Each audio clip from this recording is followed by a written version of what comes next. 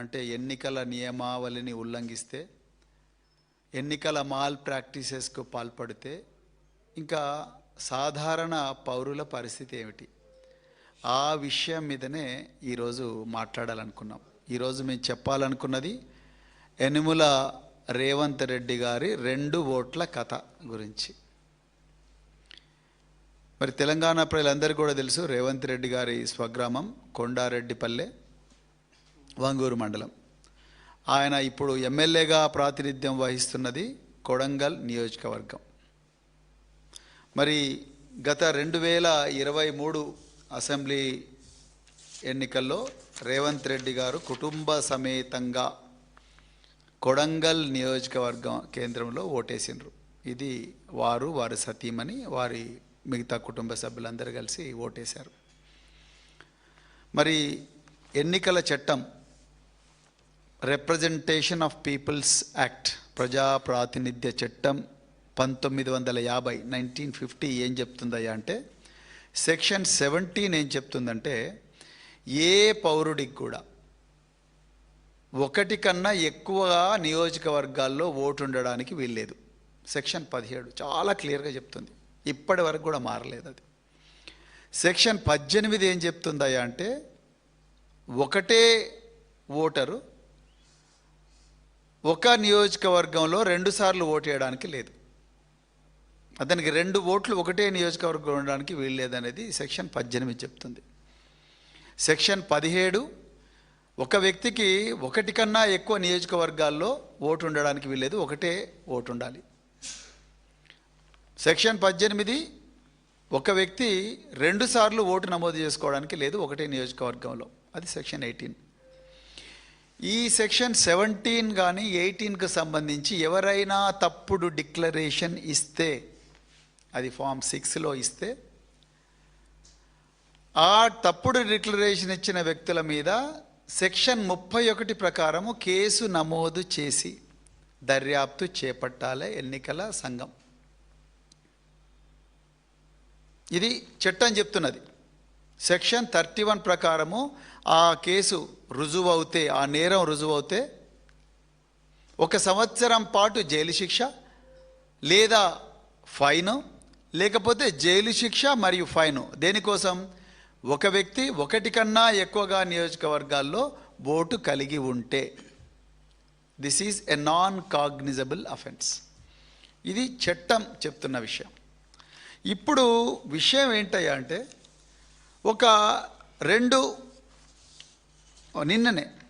నిన్న మరి తెలంగాణ టుడే అనే ఒక దినపత్రిక ఈ రేవంత్ రెడ్డి గారికి కొడంగల్లో ఓటుంది, అదేవిధంగా కొండారెడ్డిపల్లిలో కూడా ఓటుంది, వారి కుటుంబ సభ్యులకు కూడా ఓటుంది, అదేవిధంగా కొడంగల్లో కూడా వారి కుటుంబ సభ్యులకు ఓటుంది. అందుకొరకే వారి కుటుంబ సమేతంగా వారు కొడంగల్లో ఓటేశారు. మరి యనుమల రేవంత్ రెడ్డికి కొండారెడ్డిపల్లిలో కూడా ఓటున్నది. ఇది ఆయన ఎపిక్ నెంబర్ కూడా నేను చెప్తాను. ఒకటే ఎపిక్ నెంబర్ మీద 2 ఓట్లు ఉన్నాయి. TES 0274035. అదేవిధంగా కొడంగల్లో TES సేమ్ 0274035. కొడంగల్ ఇది. కొడంగల్లోనేమో 974 అనే సీరియల్ నెంబర్లో ఉన్నది. అదేవిధంగా కొండారెడ్డిపల్లిలోనేమో మరి 601 అనే సీరియల్ నెంబర్లో వారికి ఓటున్నది. మరి ఇది నేరమే కదా. సెక్షన్ 31 ప్రకారం మరి ఒక ముఖ్యమంత్రి హోదాలో ఉన్న వ్యక్తి ఎప్పుడైతే సెక్షన్ 17 ఒకటే వ్యక్తికి 2 చోట్ల ఓటు ఉండకూడదన్నది నేరమైనప్పుడు, మరి ముఖ్యమంత్రి అనే వ్యక్తి కూడా నేరస్తుడే అవుతాడు కదా. ఇప్పుడు ఇది ఎప్పుడైతే తెలంగాణ టుడే అనే దినపత్రిక బయటికి తీసుకొచ్చిందో, ఈ విధంగా ముఖ్యమంత్రి గారికి 2 ఓట్లు ఉన్నాయన్న విషయం తీసుకొచ్చిందో, వెంటనే ఒక సంస్థ రంగంలోకి దిగింది. ఇప్పుడే అసలు కథ స్టార్ట్ అవుతుంది. ఓన్లీ ముందరి భాగం చెప్పిన నేను, కర్టెన్ రైజర్. ఇప్పుడు అసలు విషయం స్టార్ట్ అవుతుంది. ఫ్యాక్ట్ చెక్ తెలంగాణ అనే ఒక ప్రభుత్వం నియమించిన ఒక సంస్థ, ఆ ఫ్యాక్ట్ చెక్ తెలంగాణ తన ట్విట్టర్ హ్యాండిల్లో వెంటనే ఏం చెప్పింది, ఇది జాగ్రత్తగా వినాలి. ఏం చెప్పింది, ఎలక్టోరల్ కమిషన్ ఎక్కడ ఉంటుందో మనకు తెలియదు. Electoral commission has clarified that the appearance of chief minister A Revanth Reddy's name in 2 electoral rolls with same epic number is an electoral anomaly that is being addressed through ongoing special intensive revision exercise. అసలు నాకు అర్థం కానిది ఏంటంటే, ఈ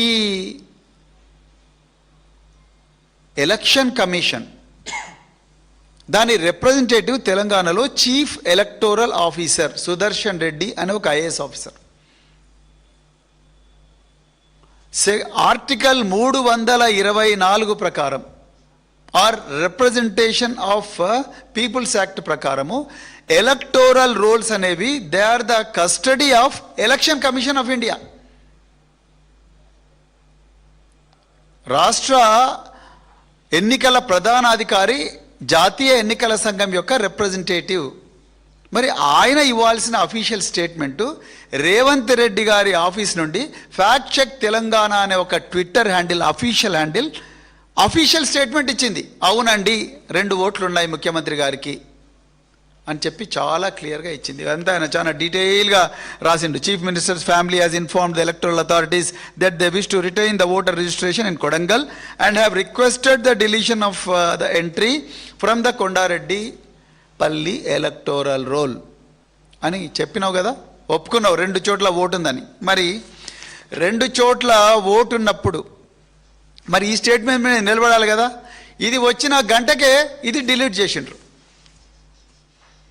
నువ్వు నిజంగా మరి 2 ఓట్లు ఉన్నాయని చెప్పినప్పుడు ఇది డిలీట్ చేయాల్సిన అవసరం ఏమున్నది? ఇది నిజమే, ఇది నా దగ్గర కూడా ఉన్నది. ఇగో ఇది నిజమే, 2 చోట్ల ఇక్కడ ఉన్నాయి 2 క్లియర్గా. వారికి ఆ రోలు ఈ రోలు 2 నా దగ్గర ఉన్నది ఎవిడెన్స్. మరి ఎలక్షన్ కమిషన్ చెప్పాల్సిన విషయాన్ని, నిజానికి ఎలక్షన్ కమిషన్ దీని మీద స్పందించాలి, కానీ సుదర్శన్ రెడ్డి గారు స్పందించాలి, ప్రధాన ఎన్నికల అధికారి, that is chief electoral officer of Telangana. ఆయన స్పందించకుండా ఈ ఫ్యాక్ట్ చెక్ తెలంగాణ అనే ఒక సీఎం ఆఫీస్ నుంచి ఒక ట్విట్టర్ హ్యాండిల్ దీన్ని బయటికి తీసుకొచ్చింది. దీన్ని అఫీషియల్ స్టేట్మెంట్, అవునండి ఆయనకు 2 ఓట్లు ఉన్నాయి కానీ మేము ఒక దగ్గర తీసేసుకోవాలనుకుంటున్నాము, ఆయన ఫ్యామిలీ కూడా రిక్వెస్ట్ చేసింది అన్నారు. మరి ఆ మాట మీద ఉన్నోడివి మళ్ళీ ఎందుకు డిలీట్ చేసినావు? ఈ విషయం మీద క్లారిటీ ఇవ్వాలి. నువ్వు కుల్లా దొరికినావు ఇప్పుడు చట్టానికి. సెక్షన్ 17, సెక్షన్ 18, ముఖ్యంగా సెక్షన్ 17 నువ్వు అక్కడ వయలేట్ చేసినావు కాబట్టి సెక్షన్ 31 ప్రకారము 1 సంవత్సరం జైలు శిక్ష పడుతుంది. నేరం రుజువైంది ఆల్రెడీ, ఇంకే ఉన్నది. అయితే ఎప్పుడైతే ఇది బయటికి వచ్చిందో అప్పుడు ఇక వెనుక నుంచి గేమ్ స్టార్ట్ చేసిండ్రు. అదొక నేరం, అది కూడా చెప్తే ఏం నేరమో. ఎప్పుడైతే ఇది బయటికి వచ్చి ఫ్యాక్ట్ చెక్ అవునండి ముఖ్యమంత్రి గారికి 2 చోట్ల ఓట్లు ఉన్నాయని చెప్పంగానే మళ్ళీ సాయంత్రం నాగర్ కర్నూలు జిల్లా కలెక్టర్ గారు ఒక ప్రెస్ నోట్ రిలీజ్ చేసిండ్రు. ఎందుకంటే ఆయన డిస్ట్రిక్ట్ ఎలక్షన్ ఆఫీసర్.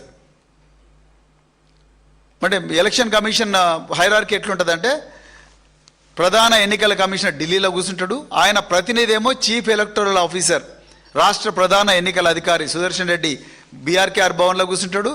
ఆయన రిప్రజెంటేటివ్ వచ్చేసి డిస్ట్రిక్ట్ కలెక్టర్, ఆయననే డిస్ట్రిక్ట్ ఎలక్షన్ ఆఫీసర్ అంటారు. ఆయనేమో జిల్లా కలెక్టర్ కార్యాలయంలో కూర్చుంటాడు. దాని తర్వాత ఎలక్టోరల్ రిజిస్ట్రేషన్ ఆఫీసర్ వచ్చేసి ఆర్డీఓ, ఆయన ఆర్డీఓ ఆఫీస్లో కూర్చుంటాడు. దాని తర్వాత ఏఈఆర్ఓ అంటే ఎంఆర్ఓ, దాని తర్వాత చివరిగా ఉండే ఆఫీసర్ ఎవరయ్యా అంటే బూత్ లెవెల్ ఆఫీసర్. మనం ఏం ఫామ్లు సబ్మిట్ చేయాలన్నా బూత్ లెవెల్ ఆఫీసర్కే చేయాలి. ఆయన లేకపోతే ఏఈఆర్ఓకో లేకపోతే ఈఆర్ఓకో చేయాలంటే ఆర్డీఓ లేకపోతే ఎంఆర్ఓకి చేయాలి. అయితే ఎప్పుడైతే ఈ ఫ్యాక్ట్ చెక్ తెలంగాణ అనే ముఖ్యమంత్రి గారి కార్యాలయంలో ఉండే సంస్థ ప్రధాన ఎన్నికల అధికారి తరపున వకాల్తా పుచ్చుకొని అవునయ్యా 2 ఓట్లు ఉన్నాయి అని చెప్పిండ్రు. దాని తర్వాత అమ్మో దొరికిపోయినవరా బాబు అని అనుకున్నారు. వెంటనే దాన్ని డిలీట్ చేసిండ్రు. డిలీట్ చేసి ఏం చేసిండ్రు, వీళ్ళు వెనక నుంచి జిల్లా కలెక్టర్కు ఆర్డర్ ఇచ్చిండ్రు, నువ్వు బరాబర్ ఆ ఓటు తీసేయాల్సిందే అని చెప్తే ఆయన ఏం చేసిండు, clarification regarding voter registration rumours in Achampet AC. There is no voter registration for Sri Anumala Revanth Reddy in Achanpet Assembly Constituency or anywhere within Nagar Karnool district అని చెప్పి 14th July 2026 నాడు ఇచ్చాడు. మరి మా దగ్గర ఇప్పటికి కూడా ఉందా మన దగ్గర? ఒకసారి అది ప్లే చేయండి. ఇప్పుడు మా దగ్గర ఉండే దాంట్లో ఇప్పటికి కూడా కొండారెడ్డిపల్లిలో ఆయనకు ఓటు ఉన్నది. వస్తుందా? ప్లే చేయి చూడండి.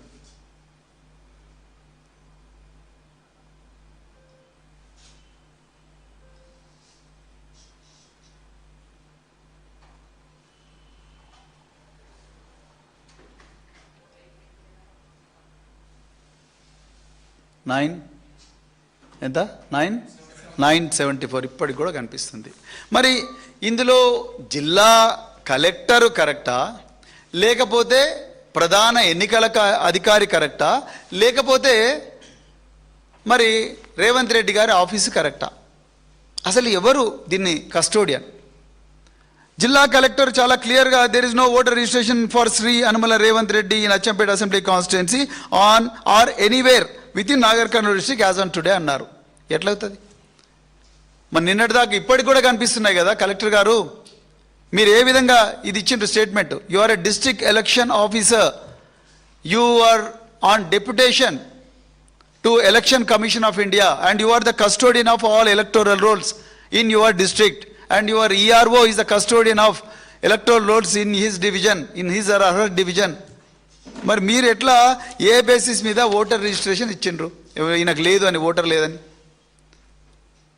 మరి అది మొదటి పాయింట్. ఇక రెండవ పాయింట్ ఏంటయ్యా అంటే, రేవంత్ రెడ్డి గారు 2023లో కొడంగల్ అసెంబ్లీ కాన్స్టిట్యుయెన్సీ నుంచి ఆయన నేను అక్కడి ఓటర్ను అని చెప్పి ఆయన అఫిడవిట్ దాఖలు చేసిండు. నేను మళ్ళీ ఎవిడెన్స్ చూపిస్తున్నాను. రేవంత్ రెడ్డి గారు, వారు సతీమణి, వారి బిడ్డ ముగ్గురు కూడా అక్కడ ఓటేసిండ్రు. అక్కడ ఓటేసినప్పుడు నువ్వు ఎలక్షన్ కమిషన్కి ఇచ్చిన అఫిడవిట్లో ఏం చెప్పినావు? I am the voter of Kodangal అని చెప్పి ఉంటావు. అదే ఓటర్ ఐడి కార్డు చూపించుంటావు. మరి కొండారెడ్డిపల్లి ఓటు ఎక్కడ పోవాలి? మరి సెక్షన్ 17లో నువ్వు నేరస్తుడివే కదా, తప్పు చేసినట్టే కదా సెక్షన్ 17లో. కొండారెడ్డిపల్లి ఓటు పెట్టుకొని అదేవిధంగా కొడంగల్లో కూడా ఓటు పెట్టుకొని ఒక సాక్షాత్తు ముఖ్యమంత్రే 2 ఓట్లు పెట్టుకొని ఉంటే ఇంకా సామాన్య పౌరుల పరిస్థితి ఏమిటి? ఇక రెండవది, ఒక ఓటు డిలీట్ చేయాలంటే తప్పకుండా ఫామ్ 7 వాడాలి.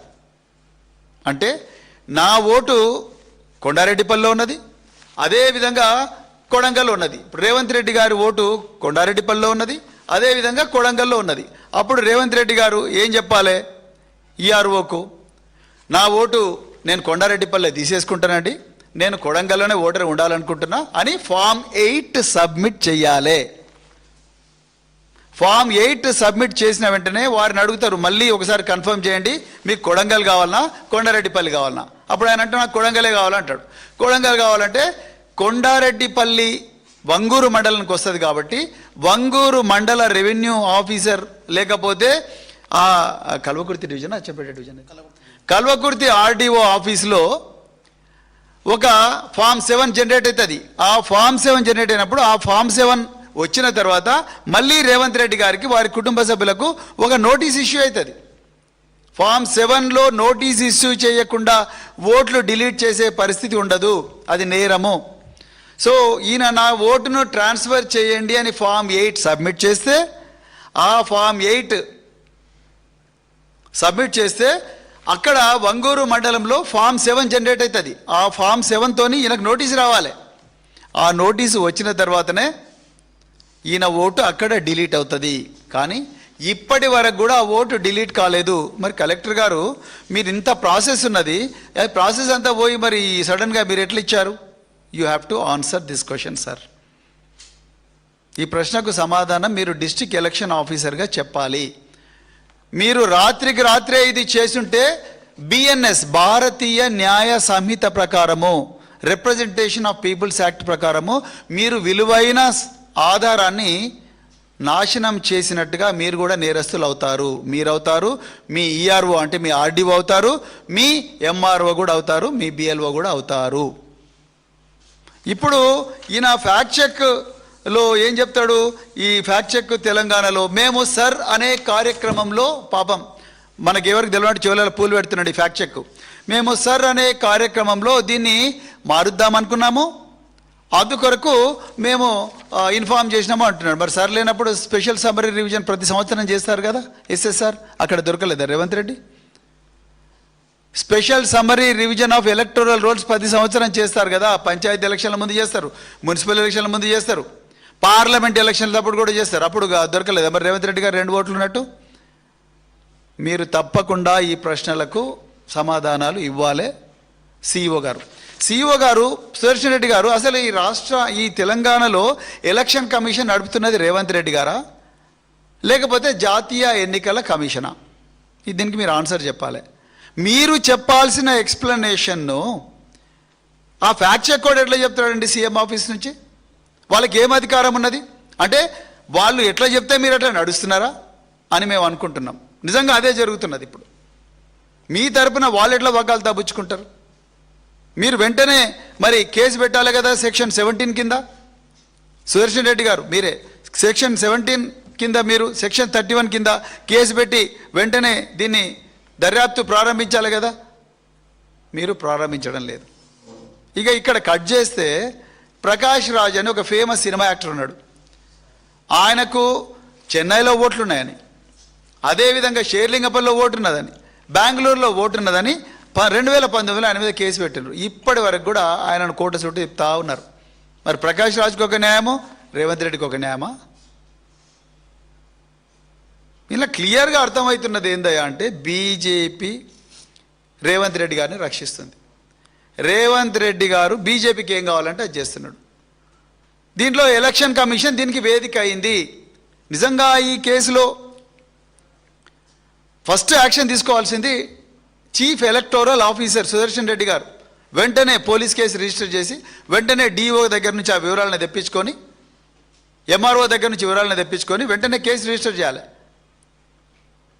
చేసిన తర్వాత ఫాల్స్ అఫిడవిట్ సబ్మిట్ చేసినందుకు 2023లో నాకు కొడంగల్లోనే ఓటుందని ఫాల్స్ అఫిడవిట్ సబ్మిట్ చేసినందుకు రేవంత్ రెడ్డి గారి ఎలక్షన్ను రద్దు చేయాలి. కొడంగల్ ఎమ్మెల్యే కానీ చీఫ్ ఎలక్టోరల్ ఆఫీసర్ సోమోటుగా యాక్షన్ చేయాల్సి ఉండే, ఆయన చేయలేదు. ఇప్పుడు కూడా చేయాలి మీరు. మేము తప్పకుండా ఎలక్షన్ కమిషన్ను కోరుతాం. రేవంత్ రెడ్డి గారి కొడంగల్ ఎన్నికలను రద్దు చేయాలి. ఎందుకంటే ఆయన తప్పుడు అఫిడవిట్ ఇచ్చిండే, giving a false declaration to the competent authority that is none other than Election commission of India represented by its returning officer, Kodambal Assembly Constituency, is a crime. False declaration నాకు ఒకటే vote ఉంది అని చెప్పడం కూడా క్రైమే. ఇప్పుడు మీరు రాత్రికి రాత్రి 14వ తారీఖు నాడు రాత్రి వెనక నుంచి పోయి దొడ్డిదారిన ఈ రికార్డ్స్ అన్ని కూడా మార్చేసి వారికి ఇక్కడ ఓటు లేదండి అని చెప్పి మీరు తప్పించుకో చూస్తే ఇక్కడ ఎవరిని వదలరు. మీరు దొరికిన అడ్డంగా. తెలంగాణ ప్రజలందరూ కూడా గుర్తించాలి. ఇది తెలంగాణ పిల్లల దురదృష్టం ఏంటంటే కాంగ్రెస్ వాళ్ళు అధికారంలో రావడం. ఇలా ప్రాబ్లం ఏందయ్యా అంటే అన్నీ కూడా వెనక సాఫ్ట్వేర్ నుంచే ఈ నేరాలన్నీ జరుగుతున్నాయి. మొన్ననే ఇదే వేదికగా మేము చెప్పినాం. పొంగులేటి శ్రీనివాసరెడ్డి గారు మంత్రిగా ఉన్న రెవెన్యూ శాఖలో కూడా భూభారతి సాఫ్ట్వేర్లో వెనక నుంచి ఎంటర్ అయ్యి 9800 రికార్డులను పూర్తిగా మార్చేసిండ్రు. ఇంకొక పత్రిక 22,000 రికార్డులు అని చెప్పింది. 9,800 రికార్డులు మార్చి 10,000 కోట్ల కుంభకోణానికి బహిరంగంగా పాల్పడ్డారు. ఎంఆర్ఓలు అంటున్నారు నేను చేయలేదంటున్నారు, ఆర్డీఓలు అంటున్నారు నేను చేయలేదంటున్నారు. కుకునూర్పల్లి ఎంఆర్ఓను సస్పెండ్ చేసిండ్రు సుజాత అనే ఆమెను. ఆమె కూడా అంటుంది నేను చేయలేదు. మరి ఎవరు చేయకపోతే ఎవరు చేసినట్టు ఈ సంతకాలు? ఎవరి సాఫ్ట్వేర్ను మార్చినట్టు?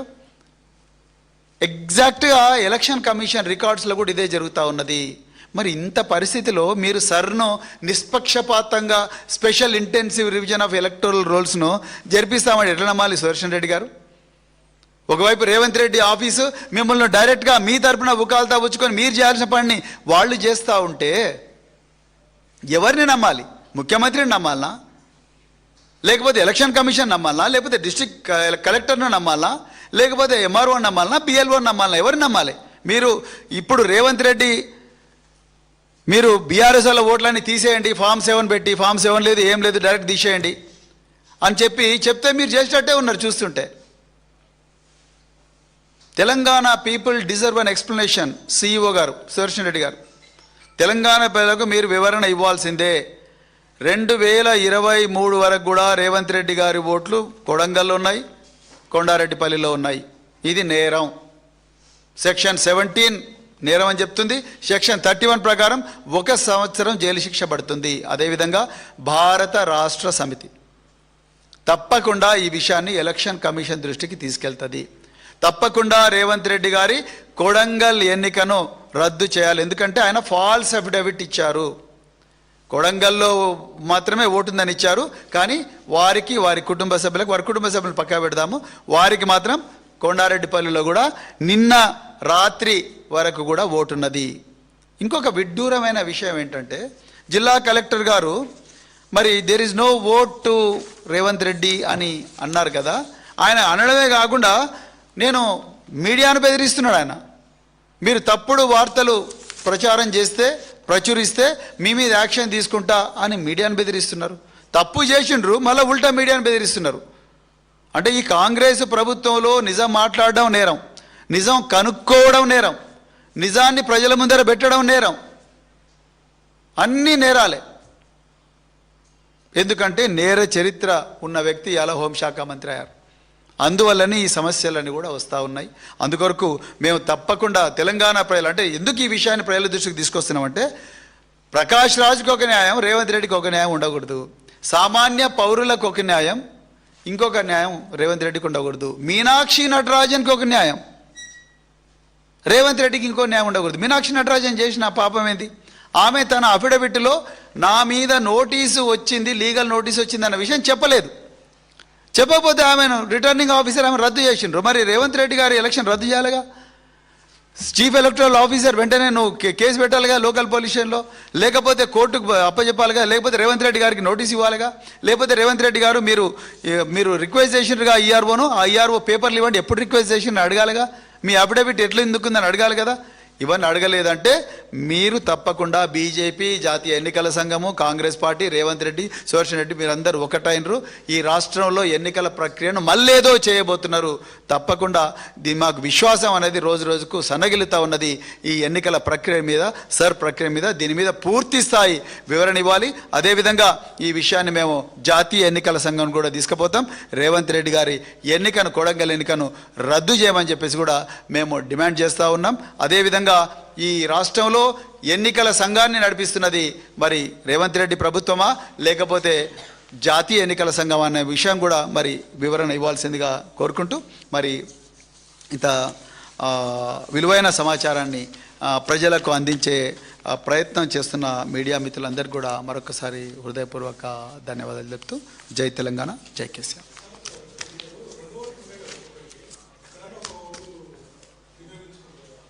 వినియోగించుకోవడం వేరే, రిజిస్టర్ చేసుకోవడం వేరే. ఇప్పుడు మీకు 2 ఓట్లు ఉన్నాయంటే శ్రీనివాస్ గారు, మీరు ఫామ్ 6 సబ్మిట్ చేసినప్పుడు మీరు ఒక డిక్లరేషన్ ఇస్తారు, నా నేటివిటీ ఇక్కడే అని చెప్పేసి.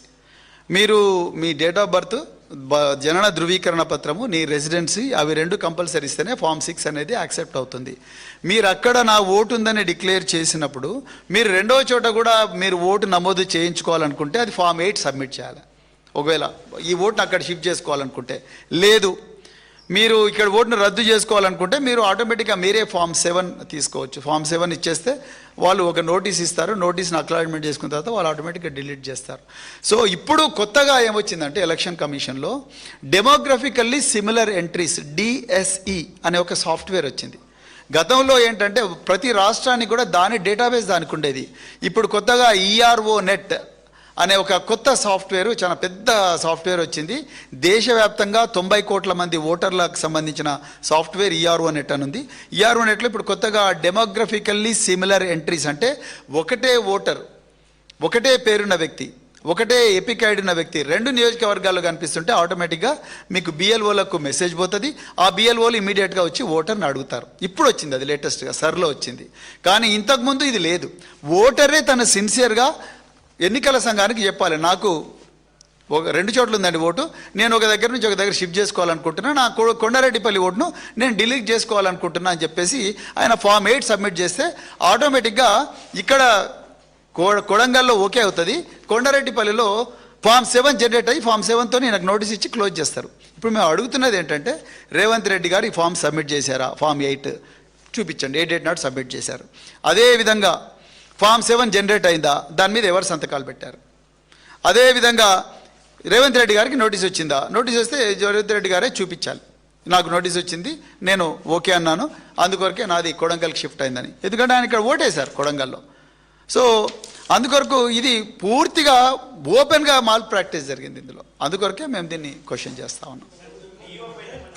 100% చేస్తాం. డిఈఓ పైన తప్పకుండా ఫిర్యాదు చేస్తాం. డిస్ట్రిక్ట్ అబ్సల్యూట్లీ ఈ ఫ్యాక్ట్ చెక్ తెలంగాణ మీద సిఇఓ కంప్లైంట్ ఇవ్వాలి. ఎవడి ఫ్యాక్ట్ చెక్ తెలంగాణ, వాడికి జాతీయ ఎన్నికల సంఘం తరపున వకాల్తా పుచ్చుకునే అధికారం ఎవరిచ్చారు? అఫీషియల్గా తను ఏం చెప్తున్నాడు, అఫీషియల్గా అవును అనోమలీ ఉంది అని ఎవరు చెప్పాలి? Who is the custodian of electoral rolls? జాతీయ ఎన్నికల సంఘం కస్టడీలోనే భద్రంగా ఉంటాయి ఎలక్టోరల్ రోల్స్. అలాంటప్పుడు ఈ ఫ్యాక్ట్ చెక్ తెలంగాణ ఎవడు రాజ్యాంగేతర శక్తి?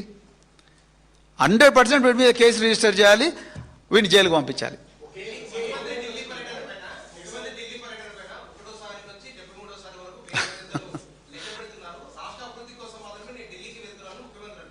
అదే ఎయిర్లైన్స్ అందరు అంటున్నారు, మేము ఈ భారం పోయలేకపోతున్నాము, మీరే ఒక రేవంత్ ఎయిర్లైన్స్ లేకపోతే మూటలా ఎయిర్లైన్స్ అని ఒక ఎయిర్లైన్స్ పెట్టుకోండి అని చెప్పి రిక్వెస్ట్ చేస్తున్నారు. మూటలా ఎయిర్లైన్స్ ఆఫ్ తెలంగాణ అని. 100% అండి, అదే చెప్తున్నా. డిక్లరేషన్ ఆయన under oath election affidavit submit చేసినప్పుడు రిటర్నింగ్ ఆఫీసర్ ముందర ఓత్ తీసుకోవాలి బ్రదర్. నేను రేవంత్ రెడ్డి అనే నేను ఈ విధంగా నా ఓటర్ ఐడి నా విధంగా ఉందని ఓత్ తీసుకొని డిక్లరేషన్ ఇవ్వాలి. బట్ ఆ రోజే మీరు సెక్షన్ 17 రిప్రజెంటేషన్ ఆఫ్ పీపుల్స్ యాక్ట్ను వైలేట్ చేశారు. సెక్షన్ 31 ఏం చెప్తుందంటే నువ్వు నేరస్తుడివి. సెక్షన్ 17లో నువ్వు 2 ఓట్లు 2 కాన్స్టిట్యుయెన్సీలో ఒకడే ఓటర్కుంటే నువ్వు సెక్షన్ 31లో నువ్వు నేరస్తుడివి, 1 ఇయర్ జైలు శిక్ష పడుతుంది. రేవంత్ రెడ్డి గారు దీనికి రెడీగా ఉండాలి ఈ దర్యాప్తుకు. Yes sir, yes.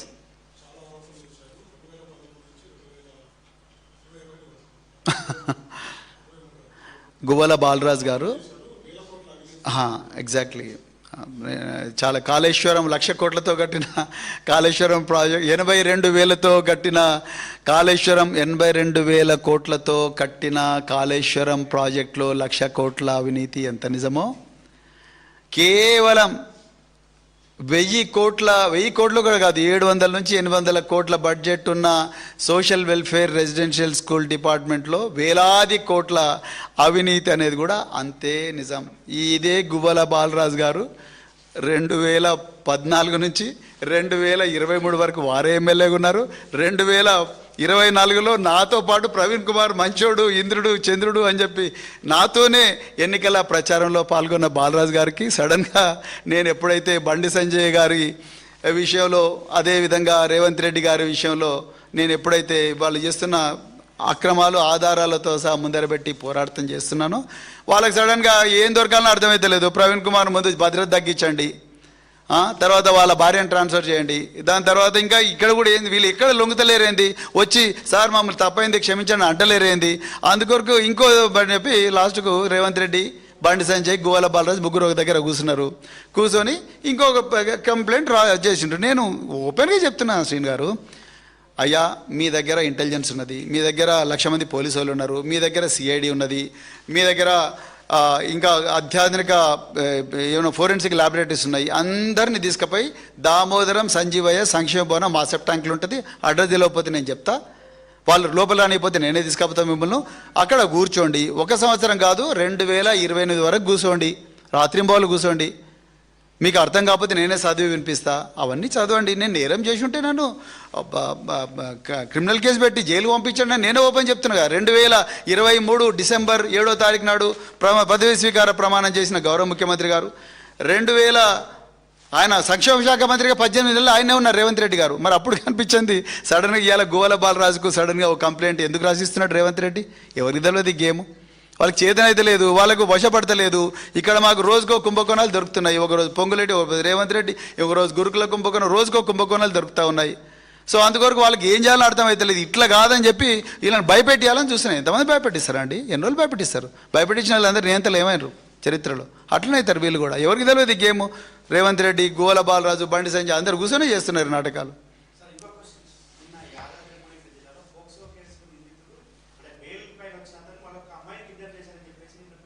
బ్రదర్, చాలా మంచి ప్రశ్న, హృదయపూర్వక ధన్యవాదాలు. తెలంగాణలో ఉండే 2 కోట్ల మహిళల తరపు నుంచి ఈ ప్రశ్న అడిగినందుకు మీకు చేతులు జోడించి నమస్కారం చెప్తున్నా. నిజంగా అసలు ఆ మహిళలకు కాపాడుకునే నాదుడు ఉన్నాడా అని అనిపిస్తుంది నాకు. షాబాద్లో మే 16వ తారీఖు నాడు ఆ అమ్మాయి తల్లి పోయి కంప్లైంట్ చేస్తుందండి. అక్యూజ్డ్ ఎవడో చెప్తుంది, మొత్తం గ్రాఫికల్గా ఏమేమి చేసింది అంతా చెప్తుంది. చెప్తే అసలు అతన్ని యాంటిసిపేటరీ బెయిల్ తీసుకునేదాకా కూడా అతన్ని అరెస్ట్ చేయలేదండి. నేను ఆ యాంటిసిపేటరీ బెయిల్ ఇచ్చిన judge, court sessions judge, POCSO cases LB Nagar judge, వారు ఇచ్చిన ఆర్డర్ చూశాను, గౌరవ న్యాయమూర్తి ఇచ్చిన ఆర్డర్ చూసా. ఆ ఆర్డర్లో brother of the petitioner, brother of the respondent అంటే ఈ అమ్మాయి, చనిపోయిన అమ్మాయి, brother of the respondent oppose the bail అంటాడు. అసలు ఆ అమ్మాయికి బ్రదరే లేడండి. ఆ అమ్మాయికి అన్ననే లేడు. ఆ అమ్మాయికి ఒక్కతే చెల్లెలుంది, అక్క ఉంది. ఆ అమ్మాయికి అన్న లేడు. ఆ అన్న పోయి ఎట్లా బెయిల్ అపోజ్ చేస్తాడు? Point number 1. Point number 2, POCSO rules 2020 ప్రకారము ఎప్పుడైనా కూడా నిందితుడు నా బెయిల్కి అప్లై చేసుకుంటే బాధితురాలికి ఒక నోటీస్ రావాలి. బాధితురాల్ని మెజిస్ట్రేట్ గారు, జడ్జి గారు పిలిచే విధంగా పీపీ చర్యలు తీసుకోవాలి. ఒకసారి మ్యాటర్ కోర్టుకు పోయిందంటే అది పీపీ గేమ్. పోలీసు వెళ్ళినంత వరకే ఎస్ఐ గేమ్. కోర్టుకు పోయిందంటే పీపీ గేమ్. పీపీ ఏం చేయాల్సి ఉండే? చూడయ్యా సిఐ గారు, ఎస్ఐ గారు, మీ దగ్గర పోక్సో కేసు అయింది, ఆ నిందితుడు 55 రోజుల నుంచి దొరకడం లేదు.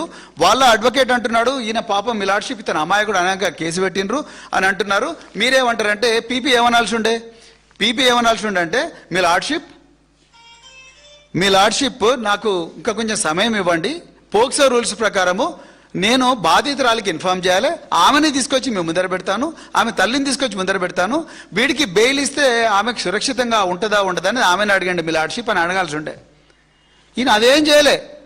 నామకే వస్తే వాళ్ళ బ్రదర్ వచ్చిందంట, ఆ బ్రదర్ వచ్చి అపోజ్ చేసిండంట. ఎవరండి ఆమె బ్రదరు? ఆమెకు బ్రదరే లేకపోతే అంటే కోర్టులను కూడా తప్పుదో పట్టిస్తారా?